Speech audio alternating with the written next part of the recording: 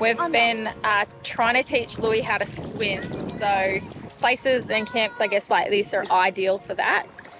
This lake is so nice and clear, but I'll give you a look of I guess how we train him to swim. Let's go. All right, Louis, show everyone on YouTube. Louis, can you show everyone on YouTube how you throw your toys and then dive and get them? Whoa, good job. Ready, go. Good job. Another one.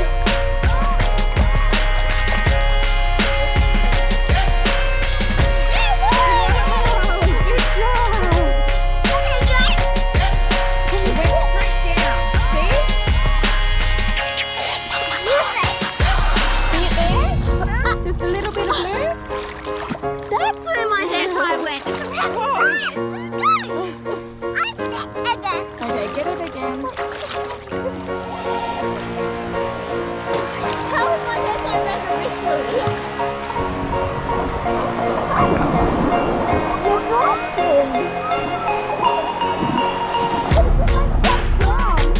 So you wanted to dive really in the shallow.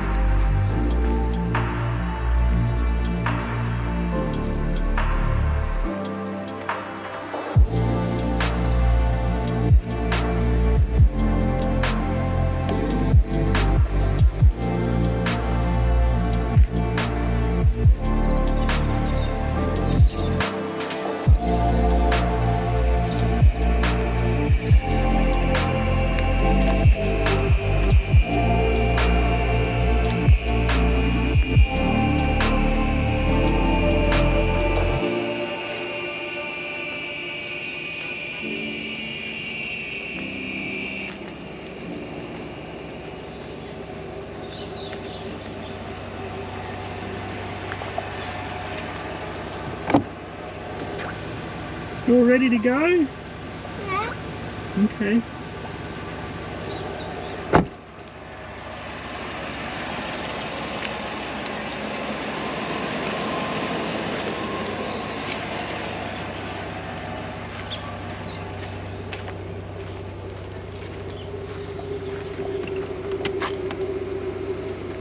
What are you doing?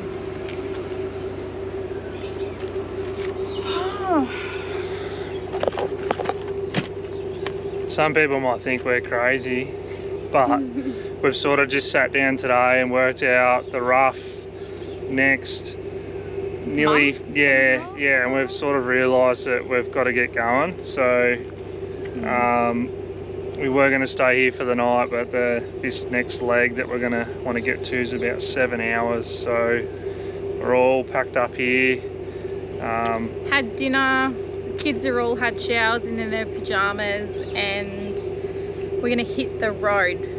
Try and just, even if we get an hour or 2 hours into the trip of our next spot, that'll just make a bit more of a difference tomorrow, and not such a huge stint for the kids tomorrow. So, and it's still pretty warm, and last night was pretty uncomfortable in the van this time of the night. However, we have had the aircon going since probably 2 o'clock, and we've decided, oh well, it's okay, we'll get going now and make a mile and just see how far we get. It won't matter if we only do an hour. If we do 2 hours or 3, that's fine too. And we're driven this road that we're about to do, so that's why we don't really want too fast. And this spot here where we are now has actually been really good. We'll probably use this as another stop for another time. Yeah, it's good. And venture around here. We've got a little bit more time. Like we're just on this crazy little timeline, which we'll tell you about when we start that next big leg, if that makes sense. Yeah, we're just trying to basically leg it to where we got up to before we went back to Victoria to build the van, before the car accident and that. So we're just going to pick up where we left off last time. So, which is around the Newcastle area. We're hoping anything could happen between now and the next 24 hours. Why would you jinx us? There's no way. Anyway, we'll just, I don't really know how this is all going to play out over the next couple of episodes, but I think it'll be fine. Like, we're just sort of trying to get back into the groove of this, and it's been a little bit of a, I suppose, roller coaster for us. Yeah, but also getting used to our new setup along the way. New car, new van. We don't know what it can and can't do. We don't know if anything will happen to the car. We're kind of like still, I guess, I don't know, what do you call it? Like, testing the water with everything realistically. Like, there's been like a couple of fusing issues, which I think I've figured out. That's all good now with the car. Van's been fine. It's just, I wish we had more water, but then saying that, like, we've just got to adjust ourselves to this, which is fine. Can be done. It's not hard. I think we just had it too good with 500. Or we might end up adding, if we find we didn't have enough water, we might end up adding another tank somewhere along the way, if it's becoming an issue. But so far we've been making do, and I think it'll be fine. So we're still like, we're not going to be greedy. We've still got a lot of water than a lot of other people. It's fine. I don't think it'll be an issue. I think we're just got to manage with what we've got. And tell the kids to stop having sneaky showers, because that's what they're doing that. Anyway, all right, we'll get out of here. Sunset's wicked. Looks really good in the GoPro.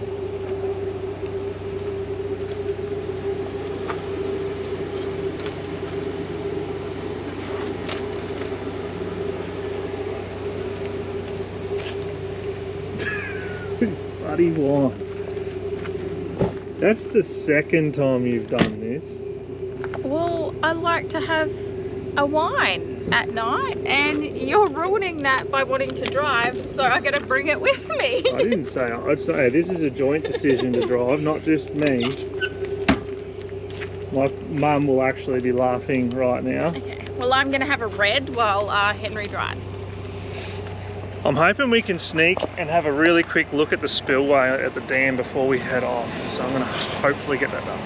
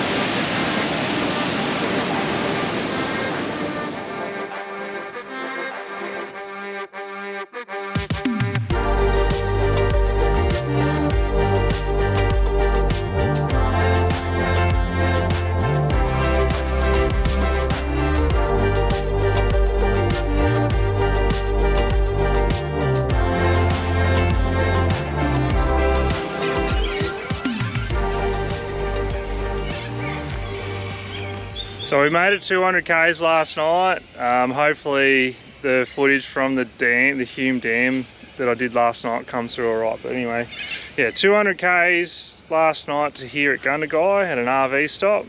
Just for tonight, we're up now, and yeah, nice little trestle bridge to wake up to, which I didn't even know. Sarah knew it was there, but I didn't. Yeah, anyway, we'll jump in the car and head towards Newcastle today, and hopefully get there sometime late this afternoon. And yeah, chill out there and catch up with some people we met, and try and do a couple of little things that we didn't do when we were there last time, which we did 0 filming there, but there was a couple of things that we did do. So one of those things that we did do was go to where I think we jumped on a ferry, didn't we? We went to where they film Home and Away, which I cannot quite remember where that is, but I'll put a name or a map down the bottom here. Yeah, we did that when we were in Newcastle last. We didn't film it, we just wanted to chill out and relax, and I didn't think anyone would really be into seeing any of that stuff. So yeah, anyway, we'll see what we get up to in Newcastle.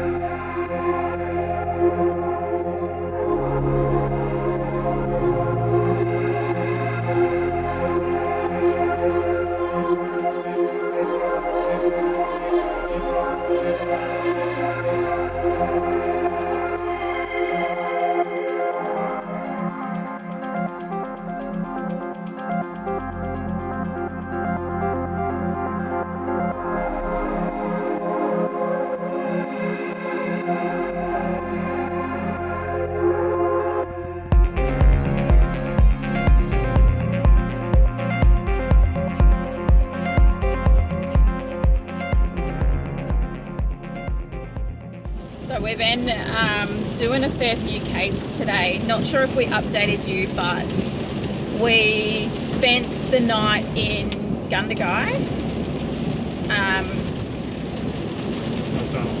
And then we jumped in the car this morning, went and stopped in Goulburn for lunch, and now we've just gone basically through Sydney on the freeway heading towards Newcastle to visit our friends that we were actually visiting when we had to turn around last time and head back to Vic to build the van. But it's like we just can't catch a break because we're in the Chevy, we were driving along the freeway, we just stopped and we fueled up, and now we're getting all these weird like faults and stuff coming up on the dash when we're driving. But it's weird because it's not always there. It's coming on every now and again, mainly when Henry's accelerating. But yeah, our car's done just over 10,000 Ks and we're getting these lights on, but I'll show you when they come up next while he's driving. Alright, it's not doing it at the moment, but you would think it's dark, but it's 3 o'clock in the afternoon. It's raining, it's cold, it's dark, there's lightning, thunder, and yeah, yesterday we got like a 35-degree day, and today it looks like we're getting out with jumpers and pants on. Yeah, everyone's gonna think I'm a bit weird wearing a singlet. Yeah. Shorts. It'll do it again, so as soon as it does, we'll chuck see the it camera in like on it. 2 seconds from now. Yeah.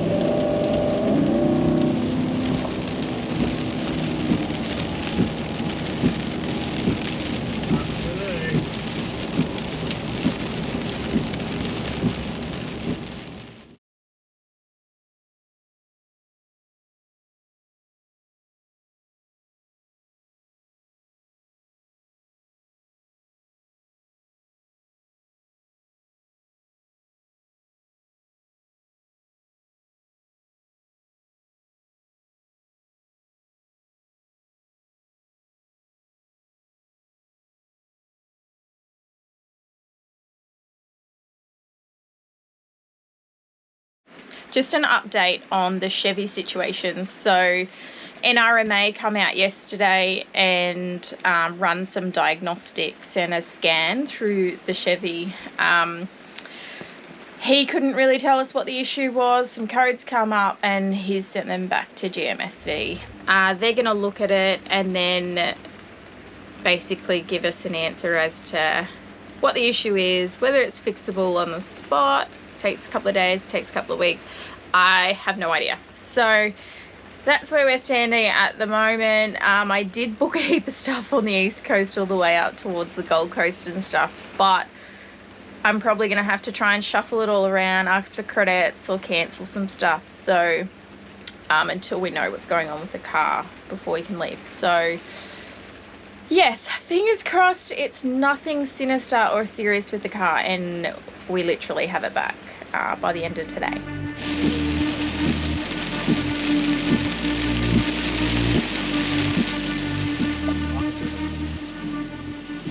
It doesn't really look like it, but it's absolutely bucketing down.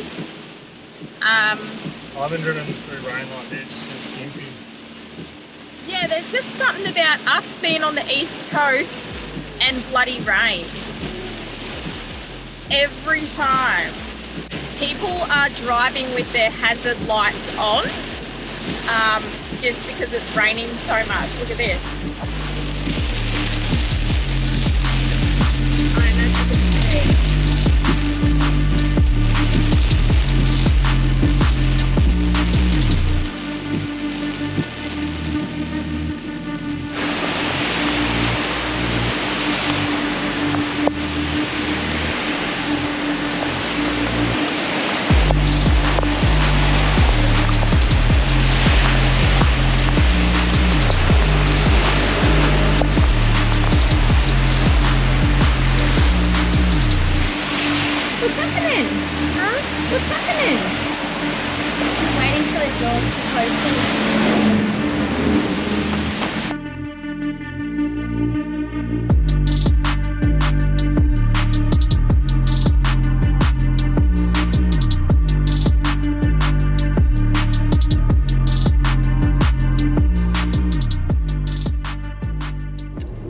Well, we have a car. It's not the Chevy. It is a... I don't even know what it is. It's a Sherry. We just changed the R for The B for an R. So they've lent us a car. We're not taking our car home today. All jokes aside, I'm pretty angry. So we're pretty pissed off. So story has it we fueled up about 100 litres. 110 litres of 110 litres of petrol, and out of that 110 litres of fuel, it's about roughly 30 to 40 litres of water has gone in with it. Yeah, so the fuel tank, the guys said we'll test the fuel. They bought literally a oh, where is that bottle? I've got a bottle. When I get my hands on it, you'll see it now. That's not as much as what was in it on the first time. So the first time was nearly a good inch off the bottom of the 600ml bottle. Yeah, so by just filling a 600ml bottle, they probably had 30% of the bottle was actually water. So if you can imagine that across our whole fuel tank, obviously, yeah, 160 to 180 litre tank. Oh my God. A fair few litres of water was in our fuel tank. So a lot of you might be asking the question now, oh, that's because the test was probably done when it was stationary. No. So for the actual fuel to go to the tank, so when I pulled up, they stopped and I said I'm suspicious it is fuel, because it played up once we filled up. So they didn't get that information straight away, but by the time I told them and they done the actual testing, basically what was in the lines would have been a true indication of what was actually in the tank as far as a percentage or ratio. And when they drained the tank, they said there was a good 2 to 3 minutes of just water coming out of it. And the size of the hole in the bung would have been I'm pretty sure it's like a 5/8 or maybe a bit bigger, 1/2 inch hole. I mean, sorry, it was bigger than 1/2 inch. So yeah, anyway, it's a lot of water. Has it done any damage? We don't know. We're not really sure. Yeah. We don't really know where we stand. Like, it wasn't our lifters or anything like that. So that's what we were thinking. It could have been maybe also, as it's a common problem we've heard, but it wasn't that. It's the water, but they've drained the tank. They've put fresh fuel in it, but they said there was just so much water still in the fuel lines and everything, or something like that. And it's still misfiring and sounding really funny. So they're like, nah, don't drive it home. Yeah, something might happen. Yeah.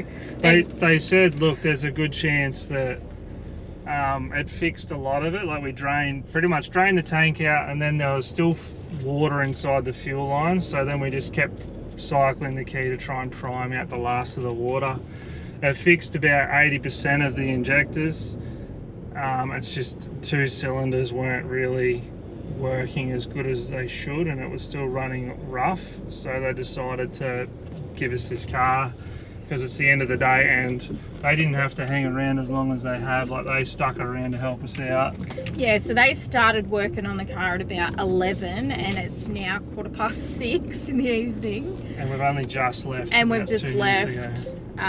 So yeah, they've given us a car, thank God, so we can actually get around until the problem's solved. But yeah, it's not going to be a warranty job. We've got to foot this bill now, and then we've got to try and fight this fuel station to actually cover the costs of the damage to our car. Yeah, the plan was to pull over and get fuel at Eastern Creek at the big servo, but as soon as I pulled over, there was a big sign saying the entry ramp off Eastern Creek servo was actually closed. Now, it's been a long time since I've been to that servo, and I seen another one right there where I got off, and I was like, yep, that'll be right, I'll just get fuel at this one, and I just wished I'd never done that. Yeah, because we fueled up there and then we could just jump back on the freeway, so it was easier. Not long off, but yeah, we've definitely paid the price for that. All right, let's talk. How much is this going to cost? Like, it's probably, just from what I could work out before, we're looking at probably close to $1,000 now already.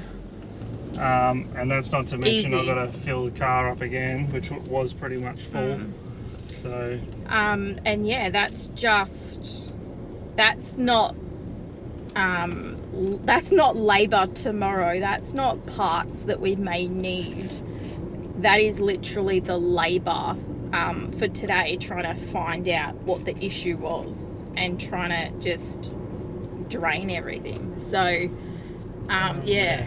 So yeah, you'll know in a couple of seconds what's going on, but for now this is all the information we got, and we're both, I'm shattered. I've had a gut full of this, and like, it's at the point where I'm just about ready to throw the towel in. It's just like bad luck after bad luck, right? So that happened, we dropped the car off, they drained the tank, and then the hoist got stuck with our car on it. They lost 2 hours. They tried to reset it, talking to the hoist people, nothing. The technicians or whatever had to come out to fix the hoist with our car on it so it could come down. So they couldn't touch it for like 2 to 3 hours. So we're just like, oh, one thing after another. They're like, good news. Well, at that stage, I guess the good news was water in the fuel tank. But your car's stuck on a hoist for a while and we can't do anything. But yeah. Anyways, it is what it is. We'll update you guys when we can.